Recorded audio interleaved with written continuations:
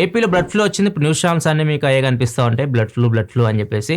ఏపీలో చాలా కోళ్ళు కూడా చనిపోతూ ఉన్నాయి. ఇది అమెరికాలో కూడా ఉంది. అమెరికాలో కూడా వచ్చిన తర్వాత మన దగ్గర మహారాష్ట్రలో కానివ్వండి, కర్ణాటకలో కానివ్వండి, అండ్ కేరళ ఇట్లాంటి చోట్ల కూడా ఈ బర్డ్ ఫ్లూ అయితే వచ్చింది. ఇప్పుడు ఏపీకి కూడా వచ్చింది. ఇప్పుడు తెలంగాణ గవర్నమెంట్ కొద్దిగా అలర్ట్ అయింది. ఏపీ నుంచి వచ్చే కోడ్లు ఇవన్నీ ఉంటాయి కదా, అవన్నీ ఆపేస్తున్నారు. ఏపీ నుంచి ఇక్కడికైతే రానివ్వట్లేదు. బర్డ్ ఫ్లూ మనకి అంత ఈజీగా మనుషులకైతే రాదు.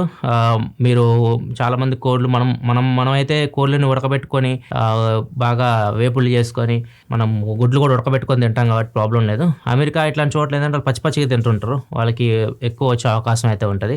సో ఇక్కడ కూడా ఇప్పుడు మనకి బ్లడ్ ఫ్లూ ఉన్న కోళ్ళు తినడం మనం చెప్పలేము, దేనికి బ్లడ్ ఫ్లూ ఉందో కూడా చెప్పలేము. కొన్ని రోజులు తింటే మీ ఇష్టం, అది మీరు నార్మల్గా డాక్టర్ చెప్పేదైతే మాత్రం మీరు ఉడకబెట్టుకొని తింటే పెద్ద ప్రాబ్లం లేదు అంటున్నారు.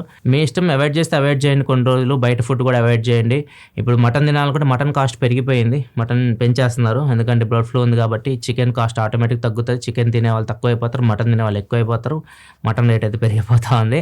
ఇది ఎవరికి ఎక్కువ ఎఫెక్ట్ అవుతుందంటే ఎవరైతే కోళ్ళ ఫారంలో పనిచేస్తూ ఉంటారో, బర్డ్ ఫ్లూ ఉన్న ఏరియాలో కోళ్ళ ఫారంలో పనిచేస్తుంటారో వాళ్ళు కొద్దిగా జాగ్రత్త అయితే ఉండాలి.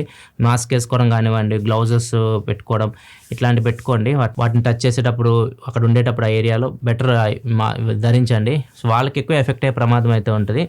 ఎఫెక్ట్ అయితే ఏమైందంటే ఒక 8 రోజులు మీకు జ్వరం, దగ్గు రావడం ఇట్లాంటివన్నీ ఉంటాయి. లంగ్స్ ఇన్ఫెక్ట్ అయితే ఓవరాల్గా 8 రోజుల తర్వాత మీకు ఆర్గాన్స్ పాడైపోతాయి, అది చనిపోయే ప్రమాదం అయితే ఉంటుంది. కేర్ అయితే తీసుకోండి. అక్కడ పనిచేసే వాళ్ళు, ఒకవేళ మీరు కోళ్ళ ఫార్మ్ అట్లా పనిచేసే వాళ్ళు అయితే మాత్రం కొద్దిగా కేర్ అయితే తీసుకోండి.